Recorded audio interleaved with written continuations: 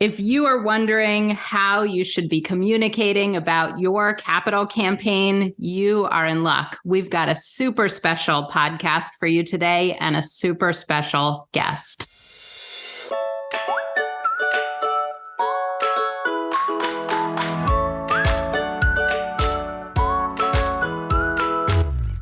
Welcome to All About Capital Campaigns, a podcast that provides fuel for your nonprofit's growth. Each week, Andrea Kihlstedt and Amy Eisenstein, co-founders of Capital Campaign Pro, provide practical tips about raising more money for your nonprofit organization. Here are your hosts, Amy and Andrea.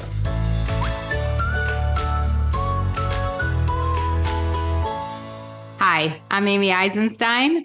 I'm here with my colleague, Andrea Kihlstedt, and today we have special guest Farra Trompeter here, who is the co-director of Big Duck, a worker-owned communications firm for nonprofit organizations. And we feel so special to have Farra here with us today because we have known her and her work at Big Duck for a decade or longer, and she is a crackerjack at what she does and her entire firm. Well, first of all, thank you for having me here. And I appreciate that idea of being a crackerjack and not any reference to jumping jacks, because I am way out of shape. But I'll take crackerjack and I'll think about, I'm like the toy you find at the bottom of the box, if anyone remembers those fun-filled crackerjacks. So I'm co-director at Big Duck. I've been here for 16 years. I use she, her pronouns. Big Duck is a communications firm that works exclusively with nonprofit organizations. We've been around for almost 30 years. 2 years ago, we transitioned to become a worker-owned cooperative. That means our founder, Sarah Durham, who has also worked with you for many years, sold the business to the team. And our team continues to do what we do, which is build strong brands, strong campaigns, and strong teams for nonprofits, and really look at how we can use communications to achieve your mission and build relationships with supporters, with your staff, with your community, with your clients. So when we think about capital campaigns, we do really bring in our experience and expertise with branding and with overall storytelling. And I'm sure we'll get into that and more today, but folks can learn more about us at bigduck.com. And I'm excited to be here. Great. Thank you so much, Farra. So, Andrea, why don't you set the stage a little bit, as you always do for our podcast? Just, a few words about why communications is extra important during a capital campaign. And then we'll get into it with Farra about campaigns and communications. Sure. So we know that campaigns provide a remarkable opportunity to actually rethink a lot of things, to actually spend money. You have a campaign budget. You can invest in reshaping in some ways or elevating your organization. And communications is one of the important ways in which we do this. People are often, in fact, always interested and fascinated by and sometimes hooked on the notion that campaigns are all about brochures. And you and I know, Farra, that that's not the case. However, branding for a capital campaign is really incredibly important. But let's talk for a minute about when someone should start thinking about the communications plan for their campaign. Early on or later? When does that work begin about communications? Yeah, I think communications has a place at every step of the capital campaign planning process. I think in the beginning, as you're trying to figure out what is this campaign about, who is it for, what is it going to be raising money for, who are we going to be asking for money, as you're developing that preliminary case statement and doing your feasibility study, part of what you're going to be doing is having some initial conversations, likely with donors from your previous campaign or your major donors who've not yet given it that significant transformational amount, or you're hoping they will. And even in having those initial conversations, you need to say something about what they're investing in. And so even what that something is, even if it's a one-page Word document that you're creating or just some talking points that you're having, you need to have something to say. And even if it's not fully formed in the final name of the campaign or what it's about, having some initial way to describe it and having folks be aligned about that has to be one of the first things. And I think, again, there's a bigger conversation we can have about the siloing that often happens between development and communications teams. But I often argue that someone from comms should have a seat at the table all the time, especially when we're talking about the future of an organization, which often is being conveyed in a capital campaign. Certainly, as we determine, yes, this campaign is feasible and there's prospects who might give to this, and we've got something to talk about, and we're in that quiet phase.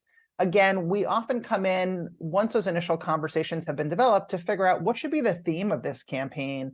What's the idea that's going to run through it? What are we going to call it? What does it look and feel? And how do we make sure it looks and feels special and feels connected to us, but not completely different? And we can have a deeper conversation about branding in a minute. And then, of course, along the way, as donors are giving or prospects are considering, what kind of updates are you sharing? Are you sending out newsletters or reports so that both donors and potential donors understand how the campaign is progressing? And of course, as we get into the public phase, the campaign might find itself on your website, mentioned in social media, again, depending on the campaign and where it goes. So that's the obvious place people are thinking about communications. But again, I would argue that you've got to think about communications from day one and not day, 3650 or whatever it may be. Yeah, we totally agree with that. I'm curious, how do you describe the relationship between the organization's vision and its capital campaign, or even the relationship between an organization's traditional branding and communication? And how does that look and feel differently, or why should it look and feel differently during a campaign?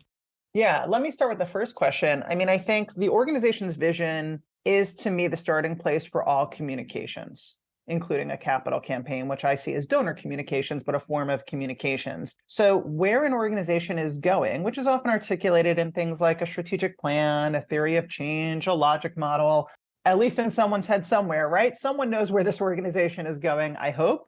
And we need to understand where that direction is so that we can talk about it.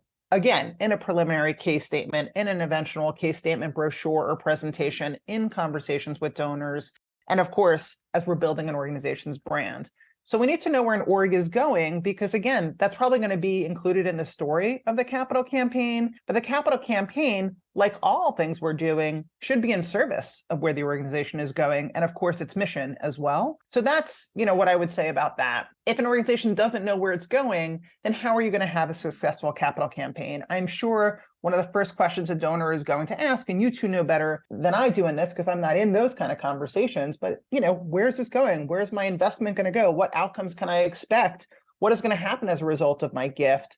If the you have to be able to say, not just for the campaign, let's say we're building something or we're building an endowment, but here's what it means for our future. The second part of your question is about branding. And I think, again, we always strive at Big Duck to create campaign materials and campaign identities that feel special but aligned, right? So, specifically, it may mean we're using a secondary color palette, or we're creating a campaign logo that's locked to your primary logo, or we're using your primary logo, but again, creating a big banner or header or name for this campaign, because the materials have to feel like, oh, I should pay attention to this, but not so different and so separate from how you communicate on a regular basis that, again, that donor or prospect won't recognize you when you email them, when you send them something in a mail to keep them updated. And again, the campaign should be special, but part of that ongoing cultivation and stewardship you're doing of donors. Yeah, it's so interesting to me how sophisticated that idea is, in that you have an organization with a particular brand, right? A look, a set of colors, a logo, a tagline. That brand persists, of course, through the campaign, right? That's who the organization is. And then with the campaign, which almost always kind of springboards the organization to a next higher level and isn't ongoing, right? A campaign goes on for 2, 3, maybe 4 years, and then it's over. So you create a second brand, right? A second look, a second tagline, a second way of identifying the organization that is specific to this particular shorter term fundraising process. And as you say, it's got to be distinguishable and it's got to feel like it's the same organization. And that's a very sophisticated problem, graphic problem and thinking problem, right? It just, your team, I think, is expert at doing that, but it's not so simple as just to come up with some random phrase. Right. It has to feel connected, like a sibling or a cousin. right? It should, like, I should recognize this as a member of the family, but maybe somebody a little different. I mean, the other thing, I've seen a few organizations that we've worked with where we've actually used the capital campaign as part of the brand rollout, so that the campaign is one of the first pieces that illustrates the new brand and maybe uses the organizational tagline if it makes sense for the campaign. It kind of all depends, or plays off the new tagline. So again, it feels like a sibling or a cousin and not like this, third cousin once removed or whatever ancestry.com is sending me that I'm now related to.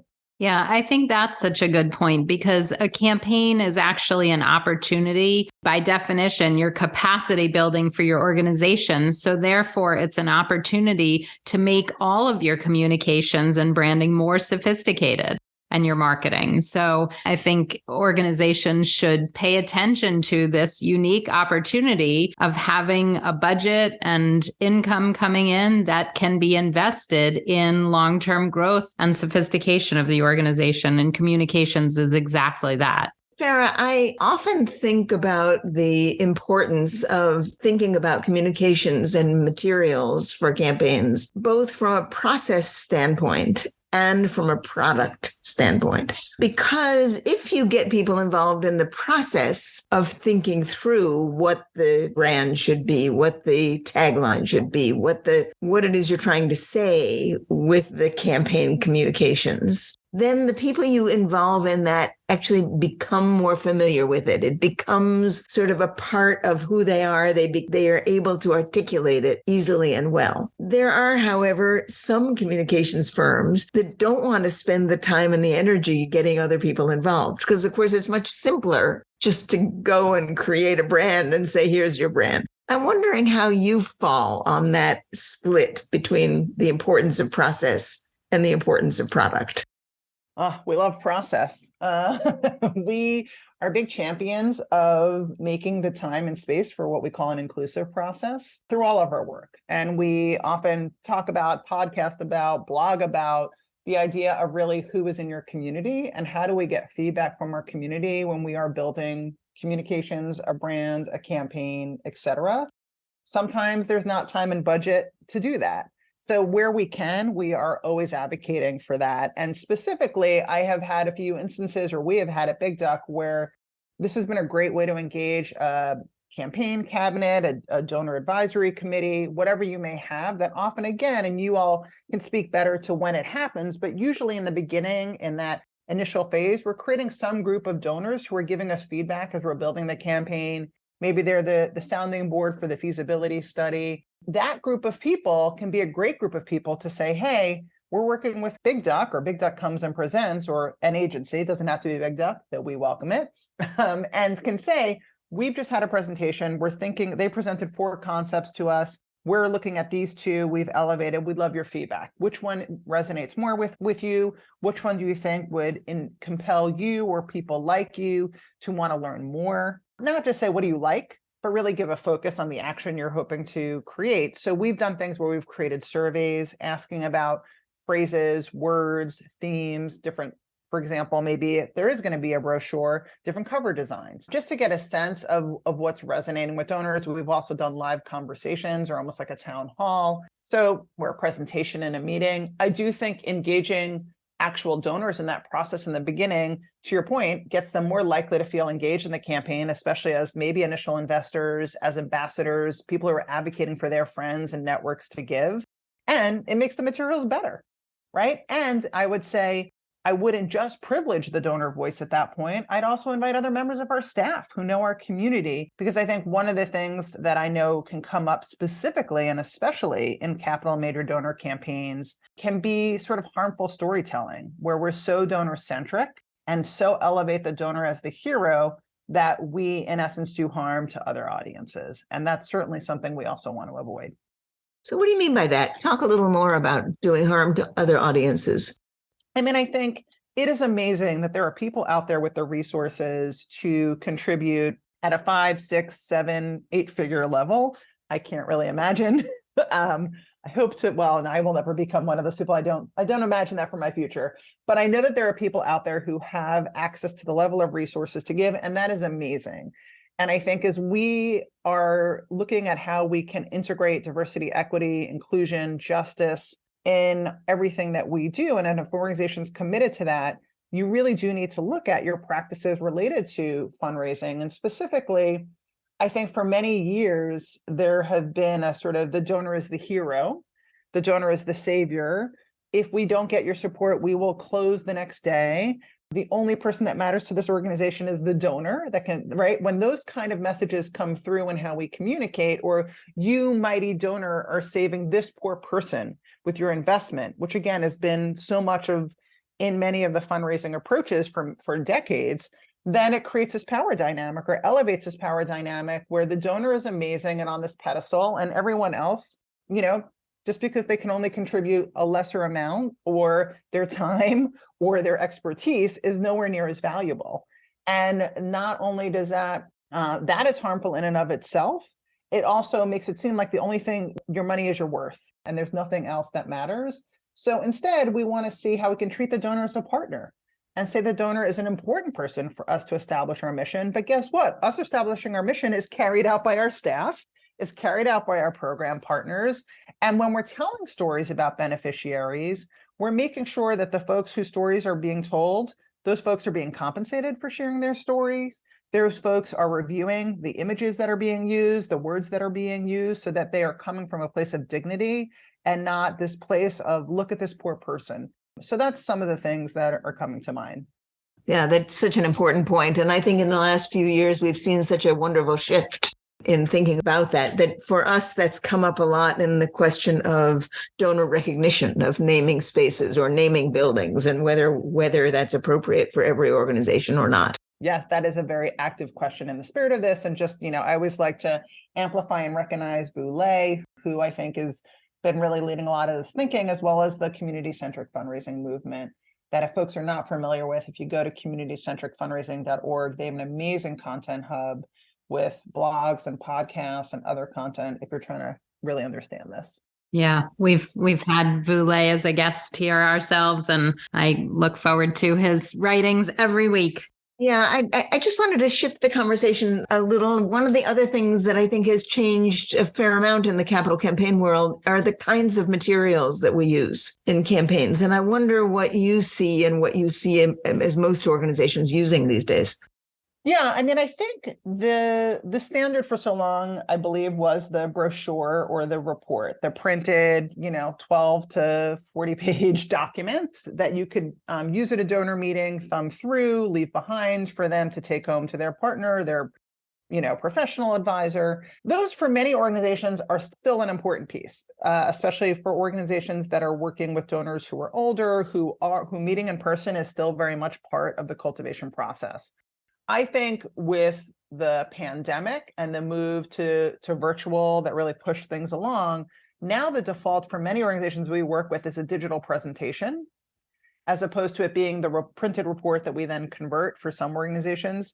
Now we're mostly starting with a digital presentation that, if you are meeting with a donor, if you've got a laptop or a tablet, you can still virtually thumb through, you can send a PDF afterwards. You can customize and add slides, remove slides in some ways more easily than have to worry about printing inserts or special proposals. For many organizations, they're still doing both, and they each kind of look and feel a little different. I think the other things we're seeing are, again, things like maybe smaller brochures that can be mailed as we get into the public phase of the campaign. Again, donor reports, creating an email series if we're going to get into more public phase. But I would say the biggest shift to me is going from let's do a print report and then ask if we need anything digitally to let's do a digital presentation and then figure out how we're using print. So I would say big picture, that's the biggest shift. And I think relatedly, depending on what the campaign is for, how is the campaign showing up either on the organization's website or in a dedicated microsite?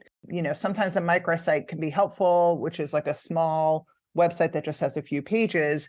If, to your point, the campaign is short-lived, there's content maybe we want to password protect, only show to a few folks. But many organizations, as they get into the public phase, especially if it's a campaign that is going toward a very, a building or a space extension, it can be helpful to put on the website, show the artist rendering of what that new space is going to be. So I think, again, asking the question around how are we creating this campaign digitally is coming up. But again, it always comes back, and I can't believe we haven't talked about this yet, is your audience. Who is your audience? what is going to motivate them? Where are they going to want to learn more about this campaign? And in what ways will they need information so that they can digest it? Again, share with others in their family or their community. So that is really where you ask that question. And it's not just, it's always A or B, but really, and that's a great place to, again, when you have that donor advisory council or a campaign cabinet, to ask them those questions and learn from them, or even ask, as you're doing a feasibility study, ask a question about communications and materials. So one of the campaign mechanisms or ways of communicating that I'm very curious about, I haven't seen much on it, but I'm super curious about it, is video. And, there are some campaigns, of course, that do fancy, expensive videos, right? And some of them are just amazing that then get shown at the campaign kickoff, or, it's a big production to do these videos. It tends to be fairly expensive. But what I have a curiosity about is that these days anybody can make a video, right? Is the informal use of video. And I'm wondering if you see or think about that. If organizations should be thinking about taking videos, sending them to donors, what that might look like, how somebody might do that in a way that's effective or not effective. Again, I don't see much of this, but I'm just interested in it. Yeah, what's coming to mind for me is an initial way of using video, especially in this sort of first part of a campaign life cycle, would just be thank yous. We often talk about calling people and saying thank you. You could also send a very quick video that's like, thank you, name of donor, for supporting this campaign. We're just so excited to have you on board as one of our first investors. We just wanted to send a message, and it's a 30-second video that gets sent over email or text. That could really help you stand out, and I think is a great way for those kind of more grassroots, homegrown videos. I think if your organization, let's say, again, if you're building a space, doing almost like going on a tour with the architect or the builder, as you're going through and recording it with everyone with their hard hats on and talking about it, that could be a fun thing to share. Again, showing as the campaign is progressing, what's happening.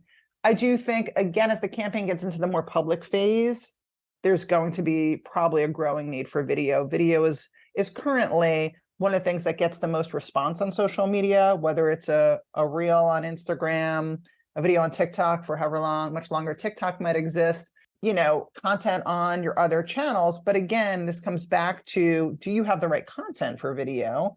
And do you have the resources? To your point, to do a high-end video, you're talking about probably tens of thousands of dollars. So sometimes that makes sense. And again, if you have the right content, the right story to tell, and video can be great if you're doing a microsite or or having pages about the campaign on your website, doing a brief overview, keep it short, 30 seconds to 1 minute about the campaign, maybe a message from the executive director. Again, there might be different things you can use, but is it a must? Again, I think it depends on what kind of campaign you're doing and what phase of the campaign you're in. And again, who you're trying to communicate with.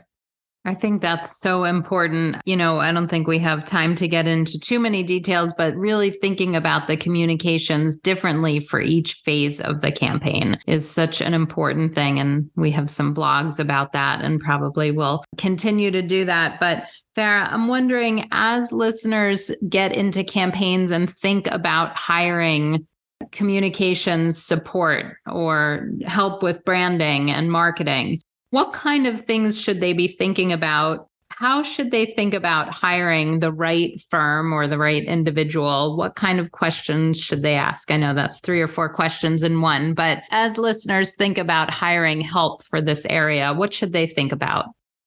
Yeah, I think you could ask folks to see examples of other campaigns they've created. I think that can be helpful to see the outcome, and certainly to speak to people they've worked with to understand what that actual working relationship was like. I think just asking the individual or the agency, what is their approach to donor communications? How do they work with, if they have other fundraising consultants like yourselves, how do they work with the in-house team? Really understanding how they see themselves as collaborators, and understanding that approach and how that aligns up with how else you work with others is going to be important. Like I said, seeing examples, asking them the questions like we said, if we're committed to an inclusive process and bringing voices in of our community, of our donors, how do you do that? So I think you don't always have to have all the answers, but invite your partner, your consultant, your agency into figuring out with you. Great. And I would say, please include a budget. when you were Yes. doing outreach or an RFP. I know that a lot of organizations are very nervous about including a budget, or they want to leave it open in case they put a number in and they're worried the consultant or partner is going to inflate their funds. I do think it's helpful to include a budget range, or at least start with a conversation to see if the process the organization you're talking to aligns with the budget you might have to invest, because you want to make sure you're investing a good use of everyone's time. That's right. I mean, I think there's a range of help out there. And so if you have a budget of $5,000, you should be looking for the right partner for that budget. And if you have a budget of $50,000, you should be looking for the right partner for that budget. And I think that there is a range of help out there. And it's just a matter of finding the right help for your right organization at the right time. So I want to add something to that, which is that, in my opinion, it's important that people who are going into campaigns hire communications professionals. That while everyone or many people think they can write and many people think they know language and communications, it is a real expertise, and one that, if you get it right for your campaign, will make your campaign stand out. And if you get it wrong, then everything falls flat. So we don't often talk about that, Amy, but I don't think that hiring a communications expert is a luxury. I think it's a necessity and can make a huge amount of difference through your whole campaign. The one other caveat I'd add to that is start by talking to your communications team, because there may be that folks in your communications team have expertise in doing this, have done this. Like, yes, please call people like Big Duck. We'd love to talk to you. And also see if you've got, that expertise in-house. Don't forget you've got a communications team, because I think a lot of times, again, to this gap or siloing that often happens between development and comms, sometimes the comms team hears about things years later. They didn't know it was happening. They're putting out information. Like, this should be integrated.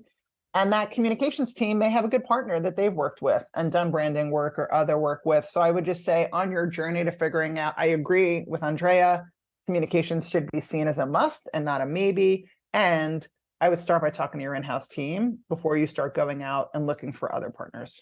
Yeah, great suggestion. And I want to just give a shout out to the listeners who are saying what communications teams, because we definitely have nonprofits listening that have, maybe the development director is the same as their communications and marketing manager. That's fair. That's fair. So yes, all shapes and sizes of nonprofits that are doing campaigns and need all sorts of different support. And sometimes they're hiring outside help because they don't have an internal team, right? And sometimes it is to supplement the internal team and to collaborate with the internal team. I think those are all good, important points. Farra, I want to invite you to share one more tidbit or takeaway. What do you want to leave listeners with? What's the most important thing they need to be thinking about as they think about their capital campaign and communications? I would just say, make the time to invest in figuring out what the story of the campaign is and how that story connects to the rest of who the organization is and how you communicate. Excellent. All right. And one more time, where can people find you and more information about Big Duck? Yeah, come on over to bigduck.com. You can also find us on LinkedIn, Facebook, Twitter. We may or may not revive our Instagram presence at some point in the near future. But yeah, you can find us there. I'm also in most channels personally, if you'd like to connect with me, and really look forward. If you are wondering if Big Duck's a fit for you, you can always drop us a line at hello@bigduck.com, or just email me, Farra, F as in Frank, ARRA @bigduck.com, and look forward to exploring. Thank you so much for joining us, Farra. It was such a great conversation.